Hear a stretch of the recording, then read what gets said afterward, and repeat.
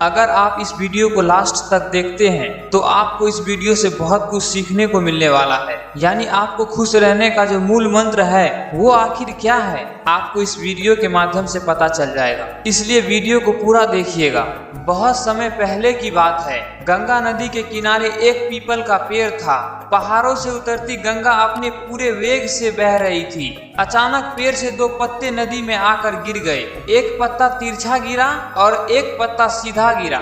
जो पत्ता तिरछा गिरा था वो जिद पे अड़ गया और कहने लगा कि आज चाहे जो हो जाए मैं इस नदी को रोक कर ही रहूंगा, चाहे मेरी जान ही क्यों न चली जाए, मैं इसे आगे नहीं बढ़ने दूंगा। वह पत्ता जोर जोर से चिल्लाने लगा कि रुक जा गंगा, मैं तुझे आज आगे नहीं जाने दूंगा। पर नदी तो बहती ही जा रही थी। नदी को तो पता ही नहीं था कि कोई पत्ता उसे रोकने की कोशिश कर रहा है और इधर पत्ते की जान पर बनाई थी। वो लगातार संघर्ष पे संघर्ष किए जा रहा था। वो पत्ता ये नहीं जानता था कि बिना लड़े भी उसे वहीं जाना था जहां थक कर और हार कर पहुंचेगा। लेकिन अब और तब के बीच का समय उसके लिए दुख और संताप का समय बन चुका था। वहीं दूसरा पत्ता जो सीधा गिरा था वो नदी के लहरों के साथ बड़े मजे में बहता जा रहा था और कह रहा था कि चल गंगा, आज मैं तुझे तेरी मंजिल तक पहुंचाऊंगा, चाहे जो हो जाए मैं तेरे रास्ते में कोई भी बाधा नहीं आने दूंगा।